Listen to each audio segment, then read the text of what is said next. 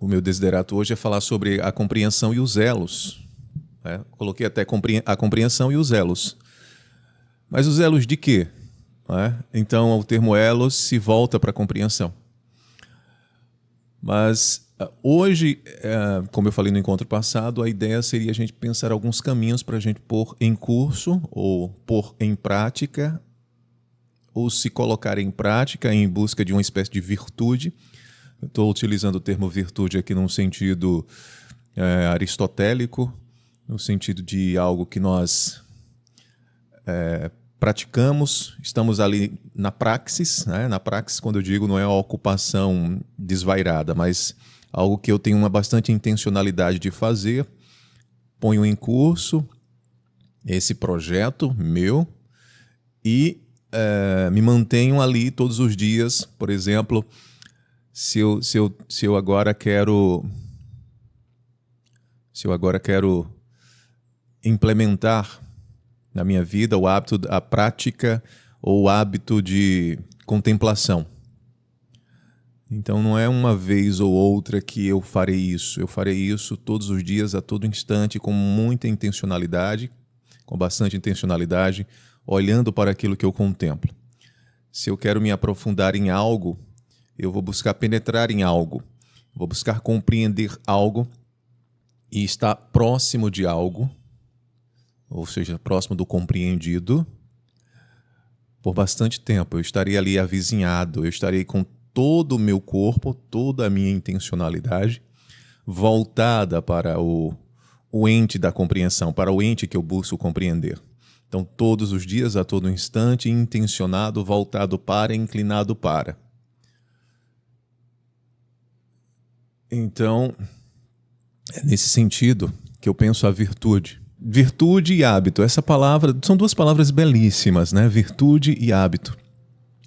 Aquilo que eu me habituo a fazer com intencionalidade, presença, me eleva de algum modo, né? Me coloca numa proximidade. E veja, proximidade é fundamental quando a gente vai pensar em compreensão. E propriamente no elo, né? Elo e compreensão, proximidade, vizinhança, hábito, virtude. Tudo isso tem uma unidade de sentido e propósito fundamental na nossa própria existência. Então, aí o que eu queria propor desde o encontro passado seriam caminhos para a gente exercitar, pôr em curso, pôr em prática, alguns hábitos que nos levarão a essa virtude. A gente trabalhou o caminho da serenidade, a gente fez aquele review dos nossos princípios, né? Do nosso principiar no mundo e como o modelo de mundo, os paradigmas de mundo acabam nos colocando certas concepções e a gente acabou meio que desconstruindo, tentando desmontar essa noção de que a causa da nossa felicidade seria a conquista de determinada coisa, a causa da nossa felicidade é propriamente as coisas, né? Certas coisas nos causam felicidade e a gente percebeu que não é bem assim. A gente falou sobre o caráter transitório da existência, de tudo, e justamente porque nós lidamos e temos de lidar com essa transitoriedade, muitas vezes a gente sofre, porque aquilo que amamos, queremos que não seja transitório, queremos que aquilo que amamos possa permanecer o tempo todo junto de nós. Enfim, então a gente trabalhou essas perspectivas, que são causas de muitas vezes de sofrimento, o acúmulo, o excesso, enfim, todas essas questões. E eu propus depois passar por um caminho onde a gente poderia começar a pôr em curso certas práticas, certas noções, corresponder a certos sentidos que poderão nos colocar numa relação livre com a existência, com os entes, com as coisas e conosco. Tá? Só que, para que a gente possa entrar nesses caminhos mais específicos, tentar ver e olhar esses horizontes, é necessário que a gente pense um pouco agora na compreensão. A compreensão e os elos. E esse foi o objetivo, né? Eu preparei alguma coisa muito esboçada e lata em relação a isso, mas confesso para vocês que no que eu preparei está muito pouco articulado, eu só tenho apontamentos. Mas vamos lá. Quando a gente pensa em compreensão, é uma espécie de tonalidade que me afina em relação ao mundo, em relação aos entes, afina o meu ser numa correspondência ao mundo. Veja, corresponder é estar afinado com. O que é que significa compreender o elo que une os modos de ser de cada um de nós enquanto essência? Estou falando em termos ontológicos. O que é que significa compreender agora a essenciação de cada um de nós? Cada um agora em seu ser, compreender a unidade da sua temporalidade. Não significa estar presente no sentido de estou presente. Eu quero que vocês tentem capturar a essenciação do ser de vocês. Não é a presença enquanto matéria física só, mas é vocês tentarem compreender, se vocês puderem fechar os olhos para tentar sentir o ser de vocês essenciando-se. Como é que vocês compreendem ou como é que chega para vocês essa abertura? Ela é tonal, ela vem de onde? Ela vem cognitiva, vem no pensamento, vem afetiva? Como é que vem essa instanciação? Ou seja, visar essa instanciação, essa essenciação, por exemplo, é ser. Como se dá ser na compreensão desse acontecer, instanciando-se na essenciação do próprio ser de vocês?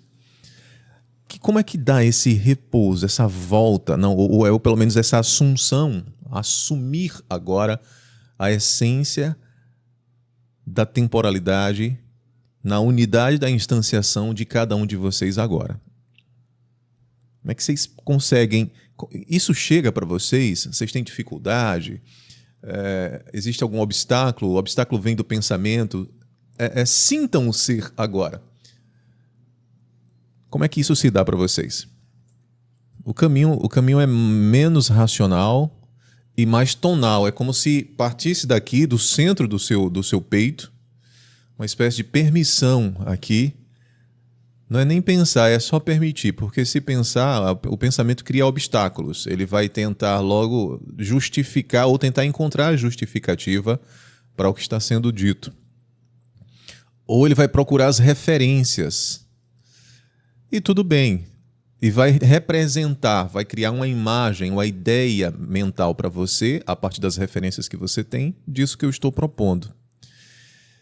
Mas a ideia é você abandonar, deixar o pensamento vir, mas ele vir e ir. E, na verdade, tentar encontrar isso numa tonalidade, numa afinação que vem do humor. Quando eu falo humor, não tem nada a ver com o mau humor, o bom humor, mas é uma tonalidade afetiva, né? Um humor, uma abertura de humor afetiva que vem do centro do peito. Então é mais sentir com o corpo o sentido do que eu estou propondo do que pensar mentalmente ou criar uma ideia mental a partir das referências que você tem. É mais uma vibração do corpo. É como se fosse uma nota na corda do violão. Tom. E esse vibra no corpo, mas abre justamente no centro aqui, né, no que chamamos de chakra, né? Do peito. Então, aí se dá, de algum modo, um convite a uma compreensão através dos sentidos. É quase que uma coisa voltada para o caráter primitivo da nossa existência. Quando eu falo primitivo, primário, onde a gente vai ouvir, ver, sentir, né, através dos sentidos, as sensações A gente desloca do campo do pensamento e se volta novamente para as sensações e a vibração de tudo que nos chega e de tudo que nos requisita nesse aberto. Certamente que quando a gente vai pensar na temporalidade, a gente vai pensar racionalmente. Mas essa temporalidade, a originária, ela vibra e acontece propriamente na instanciação do nosso ser, justamente na compreensão do nosso ser a partir dos sentidos que nós temos. Então nós temos o tato, o olfato, né, a audição, enfim. E a parte, por exemplo, da visão, a nossa visão vai compreender as formas reais e formas mentais. O nosso ouvido também. Mas o nosso corpo, enquanto totalidade, todo o nosso corpo, ele está repleto ele é propriamente receptivo. Ele é propriamente recepção. Nosso corpo, de fato, é uma antena. Nosso corpo, nossa mente, todo o nosso ser é recepção. Então, quando a gente volta à compreensão para isso, quando a gente vê a compreensão enquanto essa abertura tonal que vibra e que corresponde a tudo na nossa existência, a gente começa a perceber que a nossa existência, ela, seja o nosso corpo, seja o nosso ser, seja o caráter ôntico ou ontológico, ela é propriamente o elo fundamental entre tudo, entre Deus, ou a deidade, ou a divindade, ou os deuses, seja lá o que for, a natureza, a physis, tudo.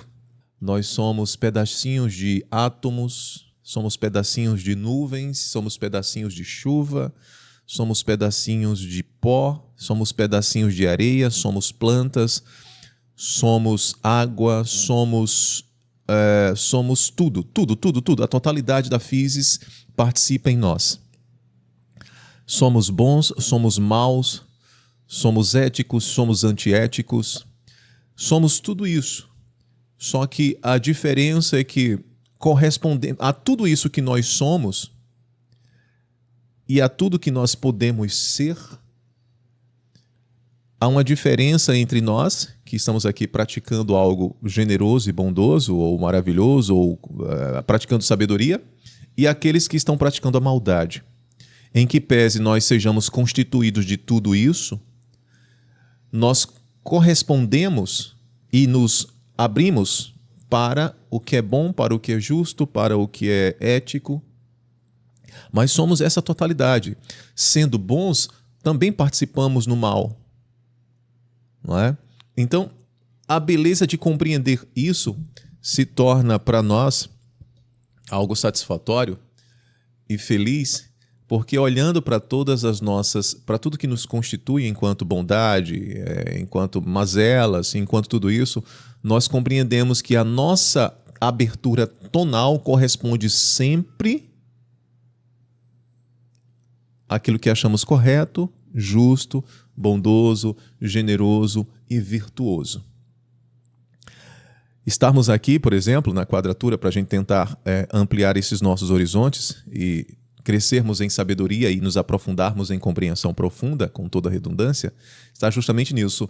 De que modo a nossa abertura compreensiva enquanto elo com tudo isso que eu acabei de dizer, bom, ruim, a natureza, physis, enfim, de que modo a nossa abertura compreensiva tonal corresponde ao universo enquanto sido, enquanto eu sou o meu sido e antecipação. De que maneira a gente corresponde a isso? Bem, agora eu vou dar um arremate, porque eu sei que vocês estão... Quer dizer, eu imagino e desconfio que vocês estejam perdidos agora, para a gente tentar encontrar no mundo da vida alguns exemplos que podem facilitar e a gente arrematar, tá? A ideia, Antônio, é justamente pensar esse elo que se dá à compreensão de que a espacialidade, de que as coisas não existem nelas mesmas fora da interrelacionalidade, fora dos elos. Por isso o tema da nossa conferência aqui é a compreensão e os elos. Não existe o espaço nele mesmo se ele não for aberto por um ente que espacializa, ou seja, o humano, nós. Veja, eu não sei bem se a espacialidade é alguma coisa que faça sentido para a formiga. Eu não sei bem. Justamente partindo daquela premissa de que eu não posso falar de algo que não está em jogo para mim. Ser formiga na espacialidade não está em jogo para mim, né? Mas eu não sei bem. Mas para nós, espacialidade é alguma coisa tão elementar, porque nós dizemos assim, nós falamos para o nosso filho, filho, eu estou já na porta. E veja, eu não estou na porta, eu estou saindo. Sabe o que significa isso? É que para que eu possa me projetar, e aqui entra o caráter de temporalidade, vai ficar até melhor para vocês entenderem. Para que eu possa dizer assim, para que antes de chegar na porta eu possa abrir a possibilidade de sair, veja, para que eu possa sair, abrir, ir até a porta e abri-la, antes de isso acontecer, eu já compreendo que há uma possibilidade de sair. Veja que a compreensão se dá aí antes mesmo de eu efetuar a abertura da porta. É porque assim, isso acontece de um modo tão inadvertido para nós, numa compreensão tão primária que a gente não se dá conta.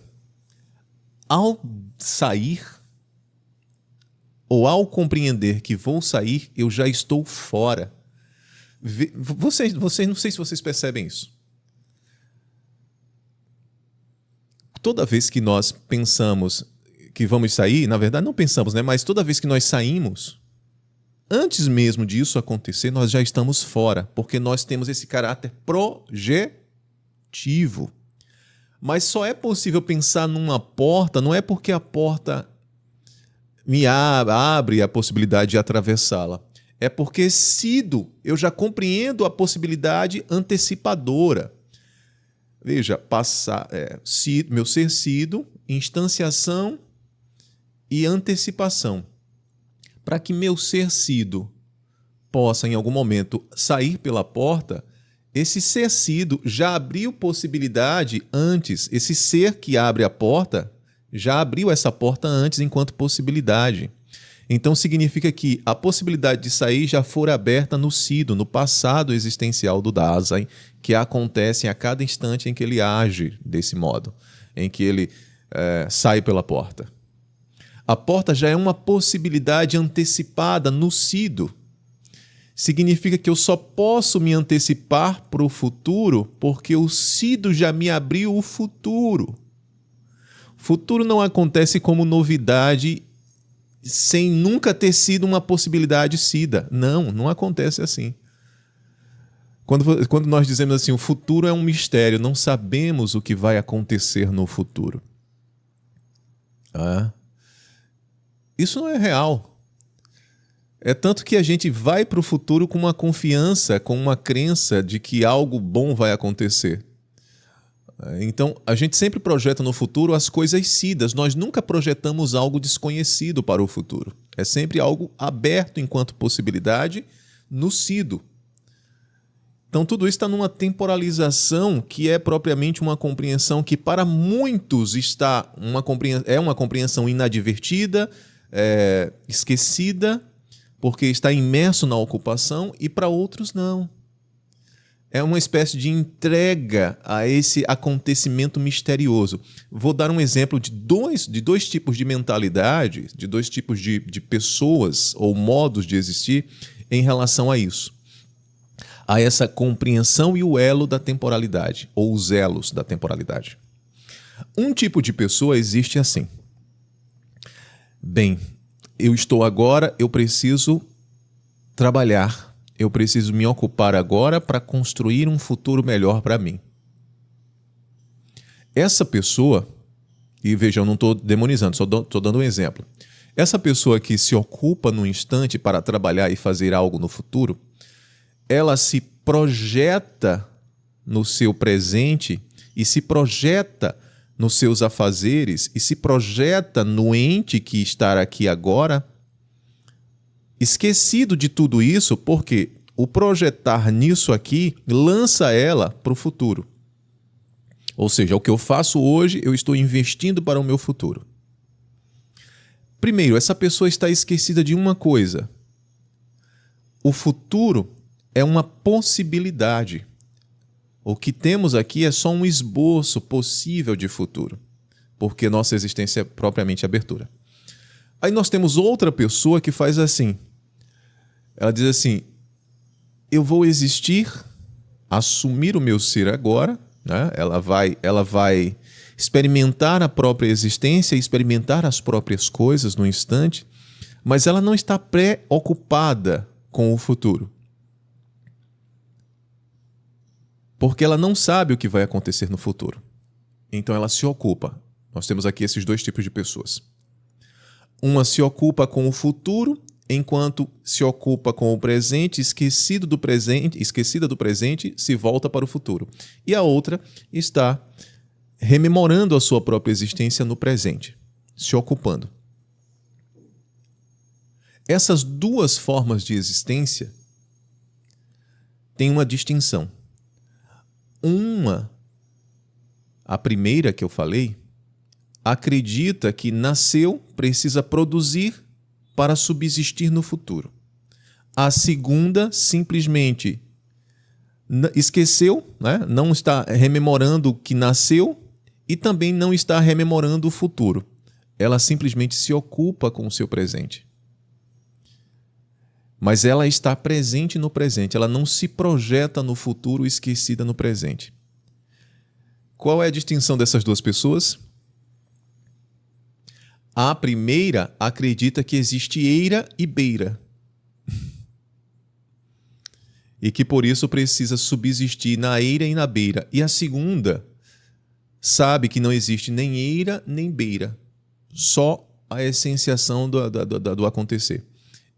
Quem de vocês aqui conhece pessoas assim? Quem de vocês conhecem pessoas que estão nesse mundo e apenas acontecem no presente? Elas se entregam àquilo que está fazendo, elas estão intencionadas naquilo que estão fazendo, mas não estão projetadas nem no futuro, nem se voltam para o passado. Vocês conhecem alguém assim?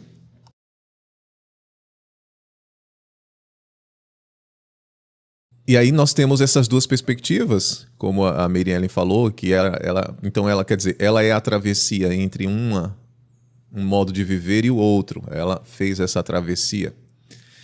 E se nós pudéssemos, ao invés de ver isso enquanto polos, compreender isso enquanto polos distintos, ou seja, o ser sido de Mary Ellen, né? Eu já fui assim, agora sou de outro modo. Na unidade de Heidegger está aqui, ó, uma unidade. O ser sido Mary Ellen, que buscava existir o presente, e agora o ser sendo que antecipou-se a essa possibilidade de não mais ser assim, ser de outro modo, constitui propriamente o ser de Mary Ellen. Isso não está no passado.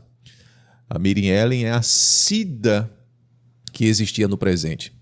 Então, se isso é uma compreensão agora em elo, uma compreensão num elo, é possível, Mary Ellen, para você e para nós, existirmos tanto no presente quanto nos anteciparmos na abertura da porta. O nosso problema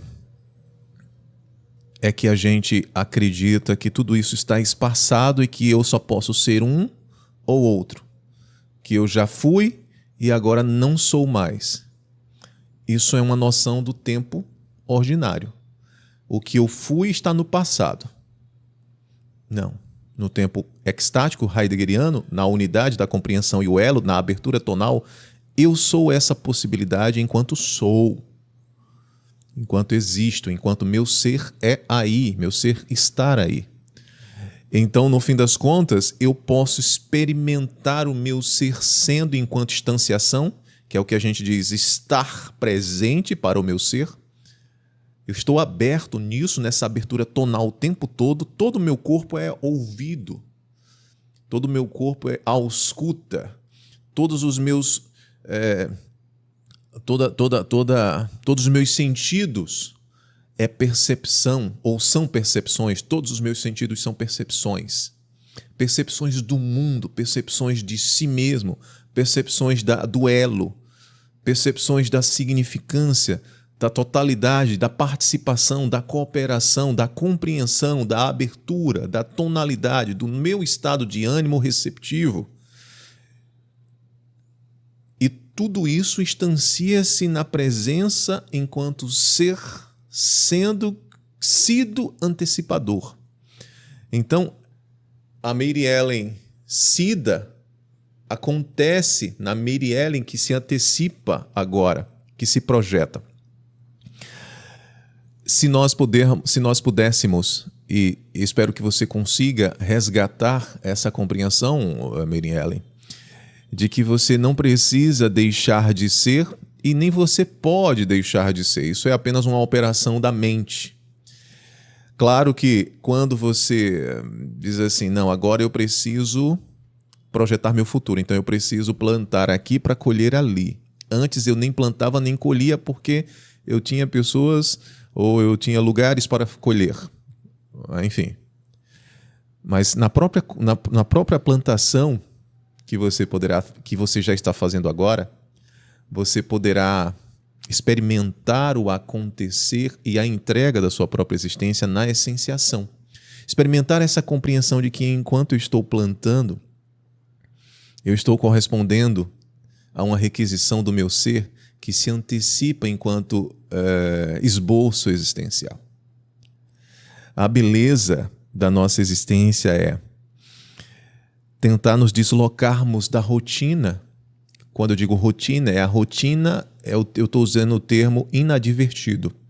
É aquela coisa que a gente faz por obrigação, é pesaroso e a gente não se volta para a poética ou a poiesis ou a poesia de fazer algo. Ou na poesia de corresponder a algo. Meus queridos e minhas queridas, há muito tempo que todos os dias, mesmo morando no que chamam de selva de pedra, né? Eu moro em Boa Viagem, em Recife, e aí você tem muitos prédios, enfim, em que pese tenha praias, enfim, mas você não tem um excesso de árvores, né? O Antônio sabe aqui em Boa Viagem como é, ele já morou em Recife. E aí, pense, eu imagino, aí deve ser quintuplicado, né? Mas o que é que eu faço? Nos momentos de contemplação e de meditação, eu acabo ouvindo o som do mar, mas busco também ouvir o som dos pássaros. E eu acabo escutando ao longe, muito ao longe, abaixo de todos os ruídos que tem aqui, eu consigo escutar o som dos pássaros ao longe. E aí, quando eu vou fazer toda a minha rotina diária, que eu também tenho rotinas diárias, assim como vocês, trabalhos e rotinas, eu me volto para a rotina escutando a melodia da existência, correspondendo ao meu ser e à physis. Então, eu consigo acoplar, na verdade, eu consigo me manter no elo da minha própria existência enquanto poesia e da minha própria existência enquanto operação, enquanto este ente que precisa operar para subsistir. Repetir, não enquanto,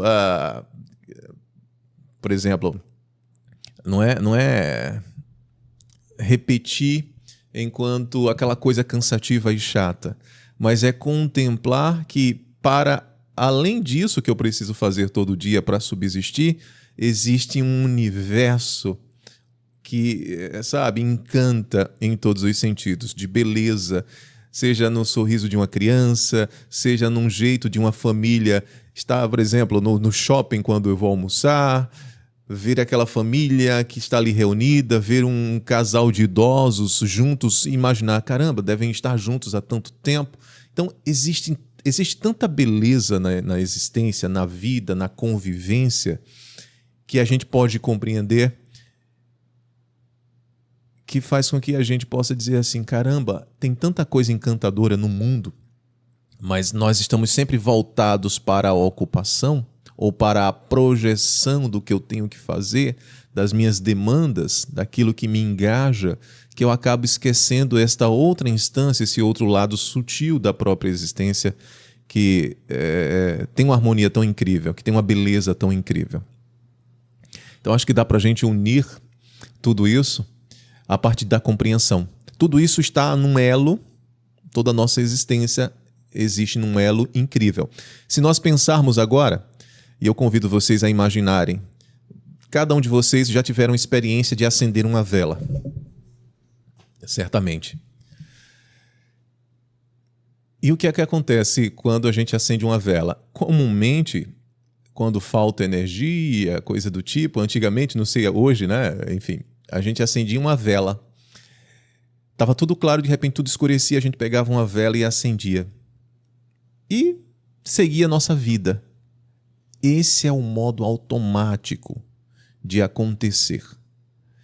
Mas se nós pudéssemos pegar essa vela e, quando acender ela, observar a vela, o simples contemplar de uma vela, o que é que tem ali?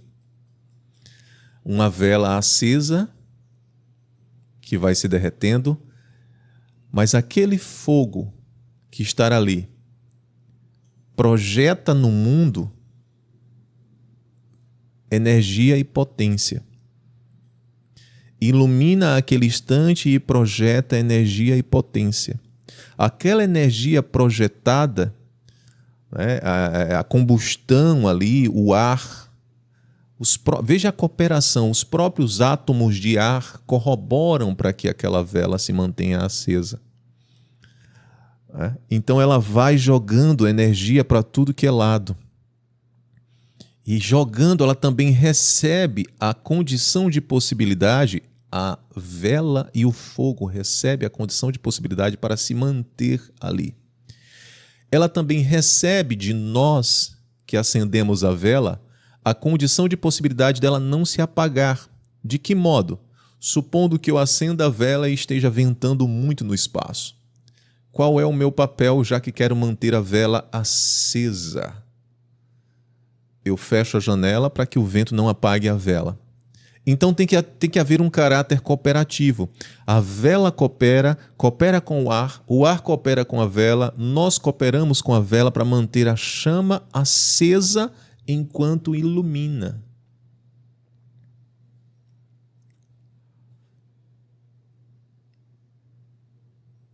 Então, se olharmos sutilmente, contemplarmos a vela, contemplaremos o mundo. Ao contemplar uma coisa, contemplamos o mundo. Ao compreender algo, compreendemos o mundo. Por quê? Porque há o elo da compreensão e a totalidade. Volto uma vez mais. A frase do velho Heráclito. Vocês sabem que eu amo essa frase, o parágrafo 50. Não escuteis a mim, mas ao sentido, porque ao escutando o sentido, correspondemos àquilo que o sentido diz. Tudo ser um. Ao escutar o sentido é compreender o sentido. Compreender o sentido é estar em harmonia com o Logos, ou com o sentido do universo. Na escuta deste sentido, concordamos que estamos em harmonia, que tudo é um. Tudo é um universo, a unidade da diversidade. Compreensão e elo. Então, para a gente finalizar, seria isso. Em cada lugar que a gente passa, em cada instante que a gente passa e os caminhos que a gente faz, eu não sei qual é a escolha de vocês, mas desde o início do meu caminhar filosófico, nas minhas primeiras intervenções filosóficas, A minha intenção de fato era ser essa vela, essa chama da vela, essa chama da vela. Um ponto de luz que irradia energia, que coopera para o universo, que coopera para a compreensão, que coopera para a iluminação de cada um de nós. O meu desiderato desde o início não foi tentar construir argumentos para destruir argumentos, mas para ser justamente a chama da vela, ou aquele que ajuda na travessia, o servidor, né? Aquele que serve, aquele que ajuda na caminhada. Então, é justamente isso, a compreensão, e se nós observarmos bem, se nós chegarmos numa noção de tentar articular o que significa a compreensão será o enraizamento da árvore. É aquilo que, as raízes que vão penetrar no solo, mas a compreensão ela não é absoluta, porque enquanto a relação entre a compreensão e o elo, as raízes precisam se alimentar das seivas que participam no solo. Vocês lembram que eu falei na questão de que somos tudo isso? Inclusive o próprio solo, participamos nisso, então as raízes serão alimentadas pelas seivas, para que fortifique a árvore do saber e do conhecimento. Então a gente também poderia fazer uma analogia da água, da compreensão como sendo água, que tudo penetra, que penetra nas coisas e não observa de fora. Veja, se nós observarmos bem, a noção do pensamento científico, no seu início e até alguns anos atrás, era de que o pensamento científico tinha uma postura de observador, né? O cientista, ele observa o seu objeto para conhecer o objeto, mas ele não se aproxima do objeto. E isso norteou durante muito tempo a nossa concepção de ciência. Hoje muita coisa já mudou.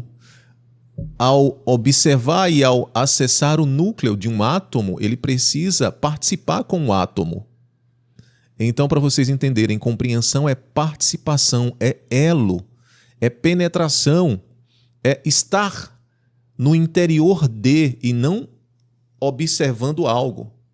Contemplar é contemplar junto, com elo. Compreensão e elo. É participar junto. Então essa noção já mudou, né? Pelo menos na ciência já muda muita coisa. A própria etnologia, a própria antropologia tinha essa noção de verificar de longe. Hoje não, o método é participativo. Bruce Albert, que é um etnólogo, antropólogo francês, participou durante 20 anos junto com a tribo Yanomami para compreender. Estava ele, Bruce Albert e Davi Kopenawa, né, juntos durante 20 anos para que ele pudesse, naquele elo, compreender como é ser com o Mitsai, a tribo Yanomami. Ele não pegou assim a cartografia ou qualquer coisa ligada à vida dos povos originários e ficou estudando fotos ou reportagens. Não! Essa que seria a noção do pensamento científico. O observador que observa, que analisa, enfim. Não, ele participou com. Isso é compreensão, foi penetrar. Ou seja, como água, Bruce Albert se comungou ou participou como água daquilo que é a própria existência da tribo Yanomami. Compreensão é participação, é ser junto com algo ou ser junto a algo. Tá? E veja, é muito mais profundo do que algo que a gente trata muito como empatia. A gente trata muito dessa palavra, e, enfim, mas não é ser só empático, ultrapassa isso. É ser com o outro no modo como o outro se dá, né? Então, a compreensão, nesse sentido, ela vai, de algum modo, ser a base fundamental para a gente melhorar ou corrigir o nosso percurso. É muito comum que o conhecimento nos coloque em determinados caminhos. É muito comum que a sabedoria nos faça escolher os melhores caminhos. O conhecimento me mostra 5 caminhos. Mas antes de escolher o caminho, eu preciso decidir sabiamente qual é o melhor caminho. Conhecimento e sabedoria. Mas é a compreensão profunda que vai me fazer antecipar, aí vem o caráter temporal, da temporalidade, antecipar possibilidades sidas, porque a compreensão é profunda. A compreensão é profunda, ela se enraiza e se alimenta, não da distância com os seres, com as formas de vida, mas da proximidade, vizinhança, cooperação e sentido relacional, o elo que nos une a tudo, todas as pessoas e todas as formas de vida. Então é justamente essa receptividade, essa abertura tonal da nossa compreensão que se afina não apenas com o que eu quero cognitivamente, mas com aquilo que me interpela afetivamente, um estado de ânimo, estamos sempre abertos nele, que fará toda a diferença para que a nossa própria existência seja uma existência completamente cooperativa. Com a totalidade, com tudo, com o reimpantar, tudo é um. Com a harmonia, com o universo, com o logos heraclítico, não é? Então, para a gente finalizar, essa é a ideia. Compreendemos que compreensão propriamente é isto que nos abre, enquanto elo com a totalidade. Isso já está lá no pensamento de Heráclito, antes de toda a filosofia, mas também já está há 2.500 anos no budismo, né? Com Buda, Shakyamuni. E é isso que nós temos esquecido na modernidade, a separação sujeito-objeto, cisão, a separação, o esquecimento do elo, a compreensão que agora é a compreensão do sujeito como observador separado do seu objeto de análise. Vejam, as abordagens terapêuticas há um tempo atrás, não sei, a fenomenológica deu uma atualizada muito nisso, mas vocês que são do campo da terapia, era que a questão da transferência, tinha essa coisa da questão da transferência, e era uma questão, você ficar distante do paciente, enfim. Mas ao longo do tempo, isso tem mudado um pouco. Novas discussões ligadas a isso têm chegado. Significa que não dá para compreender como o outro está aberto tonalmente apenas pensando como o outro está aberto tonalmente. Raciocinando ou encaixando em teorias a fala do outro. O clamor do meu Kodazen, do paciente, ou do Kodazen no set terapêutico, não se adequa a categorias mentais que eu a prioristicamente desenvolvi no campo da teoria psicológica. Não se adequa. Se eu não acessar o mundo do meu Kodazen, no modo como ele se abre tonalmente no mundo dele, não há compreensão profunda. Há entendimento. O terapeuta entenderá, mas não compreenderá. Compreensão é água, é penetração. Tem que penetrar no universo, no mundo. Cadu, mas então, e como é que vai ser? E se de repente eu me solidarizar? E se eu acabar como é que dá o nome? Tendo um envolvimento afetivo e sofrer? Aí você vai fazer terapia também. Você vai fazer terapia. Não é? Porque o elo e a cadeia é um e outro. Para que eu possa cuidar, eu preciso também ser cuidado, né? Então, você vai estar certo, Mary Ellen. Tá bom, até a próxima. Enfim, e se isso acontecer, você penetrou, que bom. Agora se alimente disso para compreender ainda mais o porquê aquilo te afetou. É justamente essa beleza. Heidegger, acho interessante, Heidegger vai dizer o seguinte, Antônio. O encontrar-se, a compreensão, o encontrar-se de cada um de nós, não, quando eu me encontro comigo mesmo, esse encontrar-me não vem de uma busca, de uma procura de mim, mas geralmente acontece de uma fuga de mim. É interessante isso. O meu ser, quando eu me encontro comigo mesmo, não é porque eu me procurei, mas é porque eu fugi. Porque o tempo todo nós estamos fugindo disso, dessa experiência. Não, eu não vou penetrar no mundo, no universo do meu Kodazen, do paciente. Eu fujo disso. E quando eu me dou conta, eu estou completamente fora, desconectado. Na verdade, se isto acontecer, é um dispositivo fundamental, é um ponto de partida para que eu possa, de fato, olhar para mim e dizer: de fato, eu me comovi, algo ali me afetou, algo me abriu. Eu preciso elaborar isso, eu preciso reelaborar, eu preciso também me cuidar nesse sentido. Se me afetou, significa que eu me conectei, que eu participo. Eu não sou um Deus acima disto ou acima do outro. Eu participo. Que coisa linda. E exercer a gratidão. Que bom que eu senti. Porque, olha, vai chegar um tempo em que nós teremos terapeutas, inteligências artificiais. Esses não poderão penetrar no nosso ser. E se nós nos comportarmos assim, na verdade, o comportamento assim levou para a gente ter essa coisa fria e mecânica. Uma relação entre paciente, né, entre terapeuta e terapizando, né? Mecânica, distante, e vem aquela palavra, né? Não, tem que ser profissional. Né?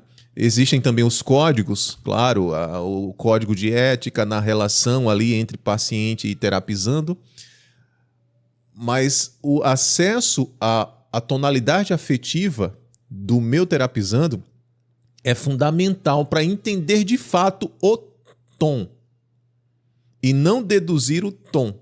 É para compreender o tom, a abertura tonal dele. E não só a abertura tonal dele, porque quando eu compreendo a abertura tonal do meu terapizando, né, ou do meu Kodazen, eu compreendo, eu posso também me aproximar de toda a tonalidade que diz respeito ao mundo dele. E compreendendo a tonalidade que diz respeito ao mundo dele, eu também compreendo não só o mundo dele, mas o mundo que o circunda, a sua circunmundanidade. É uma coisa rica isso. Então, qual é o problema? Vamos supor, Graça tem 5, 6, 10, 12 pacientes por dia. Quando é que Graça vai poder se voltar para cada um dos seus pacientes na abertura tonal deles? Não tem como. Ela vai ter que operar no estilo fordístico, né, Antônio? Como é que é? Como é que chama? Como é que chama aquela coisa lá? O estilo fordístico de máquinas, operação. Tem um nomezinho que dá. Linha de produção, exatamente, mecânico, né?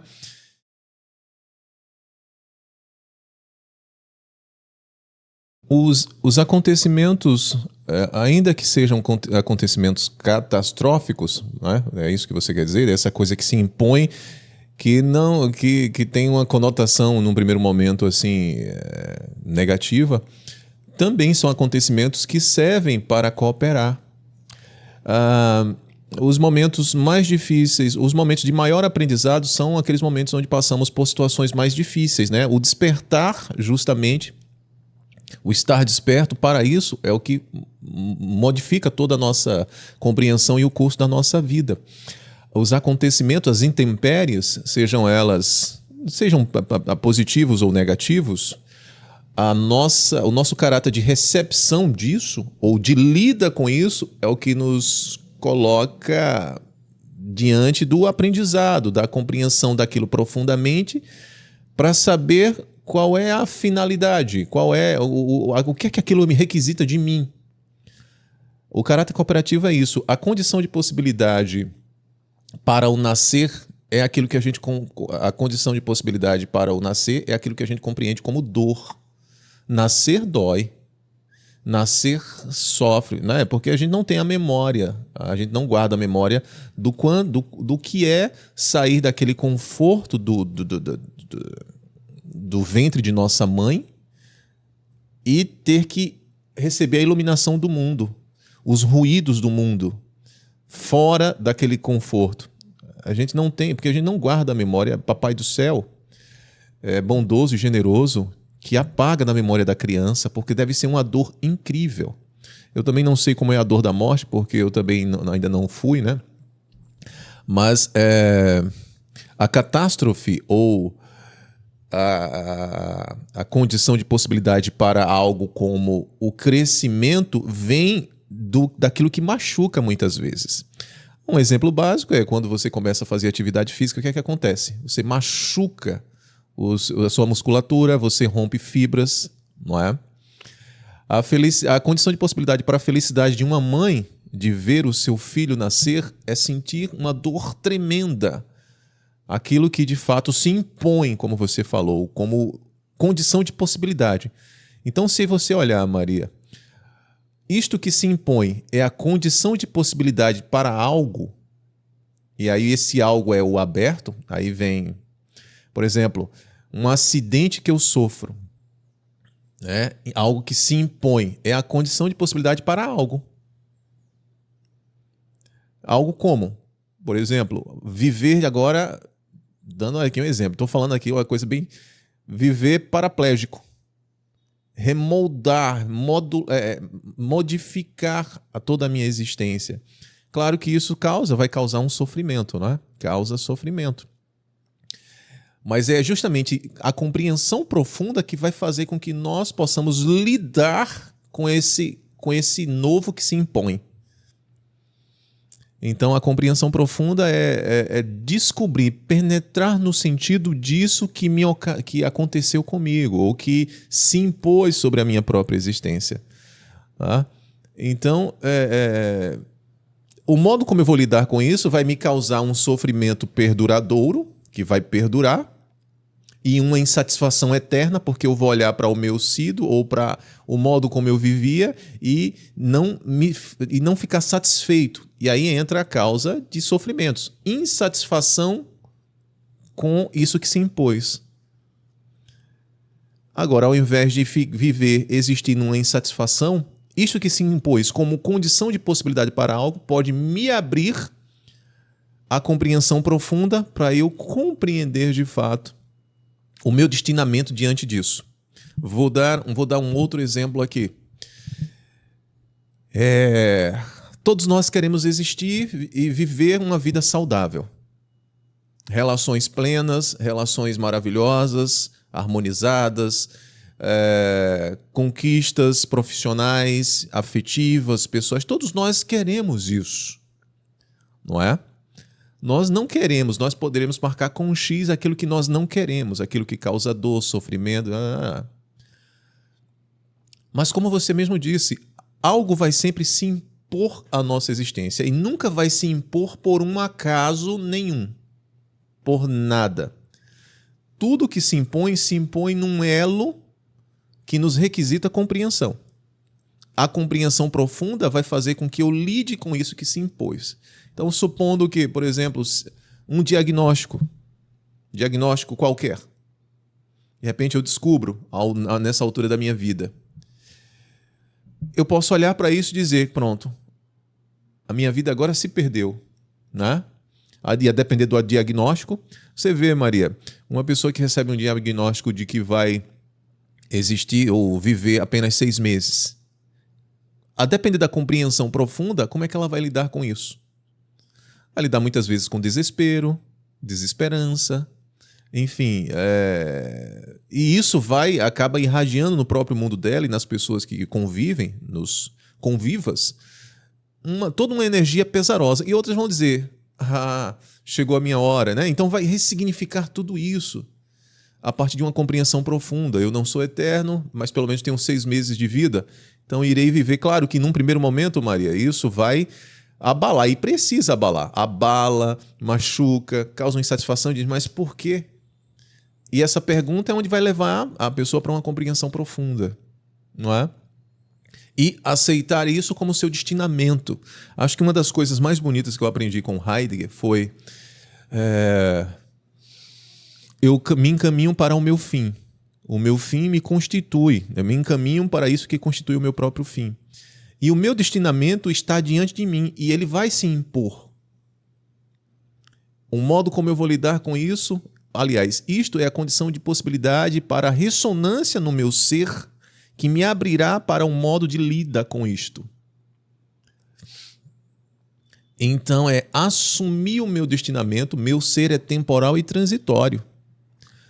Talvez daqui a 20, 30, 40 anos, mas talvez daqui a pouco, talvez amanhã, talvez daqui a pouco quando terminar esse encontro. Não sei, mas o que tiver de vir, enquanto destinamento, virá.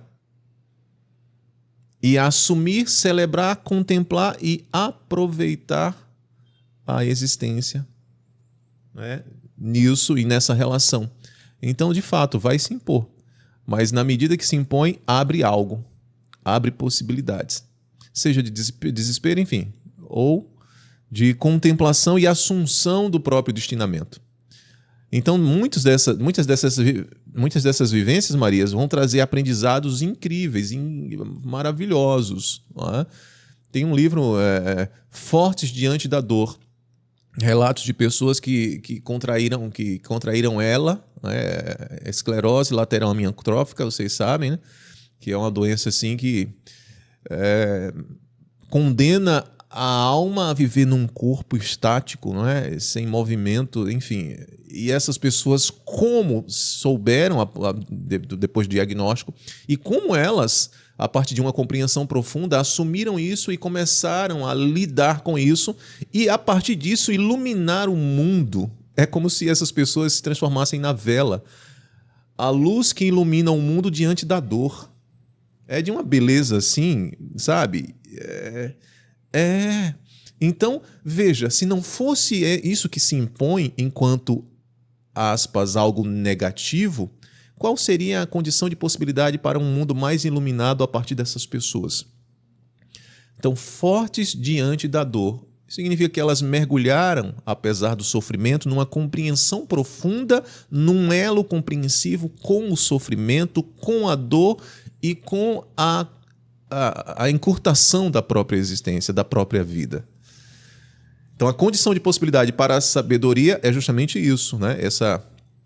Esse elo na compreensão profunda.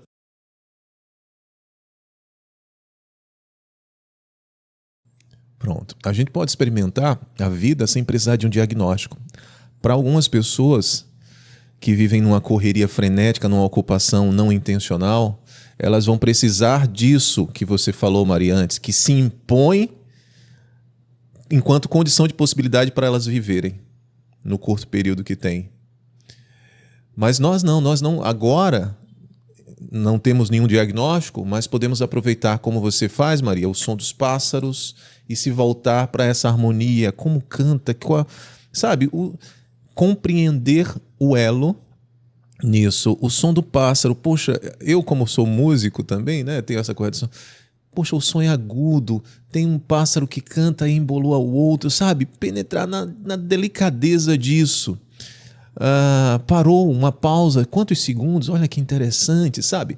Então o som do pássaro, o som do mar, o som do vento, uma vela, a chama da vela, como ela balança. Cadu, isso vai influenciar em quê na minha vida profissional? Nada. Diretamente. Mas indiretamente vai influenciar na sua contemplação. E quando você contempla, você vive, você existe, você se aprofunda. Isso vai criar o chão a partir do qual você pode lidar com todas as outras coisas. Não é? Então, essa é a beleza e a mensagem que eu quero deixar para vocês aqui. A compreensão é elo.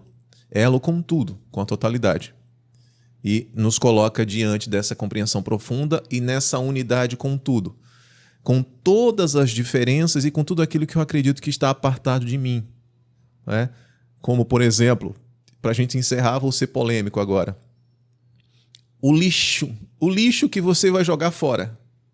Aquele lixo que você vai jogar fora é parte de você. Aquilo que vai se tornar detrito na terra é parte de você. Aquilo que um inseto vai comer ou ficar ali próximo da raiz e colocar ali um pouco do seu, sei lá, de alguma coisa sua na raiz da planta, que alimenta a planta, que eu como a manga, que depois a manga volta de novo para o solo, que alimenta o pé de manga, que volta, ou que alimenta agora um pé de maçã, que eu como a maçã, enfim. Veja o círculo de tudo. O círculo que me alimenta, que eu jogo fora, que volta para mim. Então, se eu emano para o universo, assim como a vela emana a energia do fogo, o caráter cooperativo volta. Então, que nós possamos agora aprender, assim como eu vivo aprendendo, tá? O que eu digo não é porque eu já tenho e sou o grande sábio, que nós possamos emanar para o mundo, ou seja, sair de nós e voltar para o mundo, porque voltando para o mundo se volta para nós. Então, o meu ser aí, enquanto Dasein, lá o termo do Heidegger, é um ser que se projeta porque é capaz de projetar enquanto um rascunho, né, que se volta para si. Então, sair do ego, sair do eu e voltar de novo para todas as coisas, para todos os mundos e todas as possibilidades, sem discriminação, sem preconceito. Porque isso que eu emano volta, por conta do caráter cooperativo e circular da própria existência. Tudo bem? Então, finalizamos. Se vocês tiverem perguntas, comentários, fiquem à vontade.